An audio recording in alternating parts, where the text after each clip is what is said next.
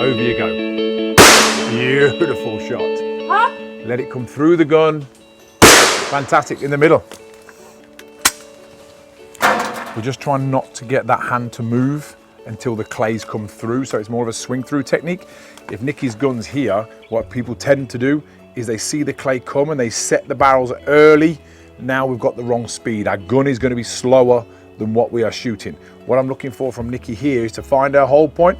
Our eyes will go through the gun, so our eyes are going to go back to the tower, and I don't want her to move until the expression I'm saying is let the clay through the gun. What I mean by that is let the clay come through the barrel, see it clear the wrong side of the gun before she then swings through and applies whatever lead she's predetermined.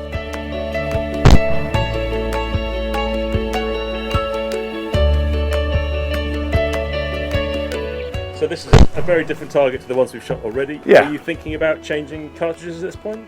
Not really. I mean, I've shot the Game Ball brand for 23 years, so I've got confidence in all their brands. I've got a mixture in my pocket actually, and it will surprise some people. I've got, their signature load, the black gold, but also when I'm giving lessons, I use a lot of the Velocity as well, which is their entry-level shell, which is still a fantastic shell on a lesson. It's low recoil, hard hitting, so it's quite a competitive load to use while lessons. But if you put me in a competitive moment, I'm always going to go for the signature load, the Dark Storm, and just where my confidence is. But if everybody's out there wants to try some shells, you've got a mixture of two there, but don't shy away from these as well. They're an excellent entry-level cartridge.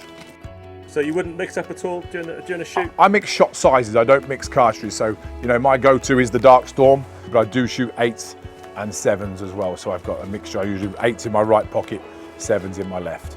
Okay, for this, you would use what? I'd use an 8. I can see the belly of it quite nicely. It's going to come over. I can see it, 35 yards above me when I take the shot, and that Dark Storm 8 will turn that inside out. Pull!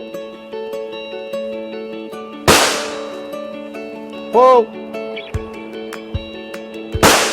What you will notice, I've shot that gun down. I've shot quite a lot of these other targets before, quite close to my shoulder. I'm not an advocate of gun down. I want to get the gun as close to my shoulder as I can to allow a variable. Here I've got a lot of time. And what I want to do on a driven target, you'll notice I actually mount with my right hand on this target. So you'll see the barrels dip under the bird and then rotate. So a driven target, whether it be clay or game, and I use the same technique for our feathered friends as well, whether it's just a clay or not. So I'm going to start with my weight on my front foot, gun down.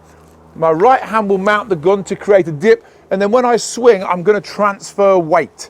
I'm going to transfer weight onto my back foot, but not just a lazy shot onto my back foot. It's legs, and then the hip will push. So the final movement comes from the hips pushing forward, which is going to put me in front of the target. My lead's not going to come from my arms. It's all going to be biomechanics and body movement and understanding how to create that kick through the bird.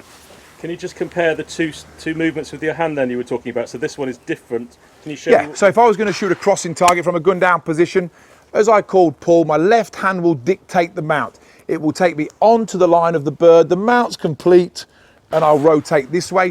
When I'm going to shoot a driven bird, I'll be up here, and as I call pull, my right hand will bring the gun up. The barrels will dip under the bird.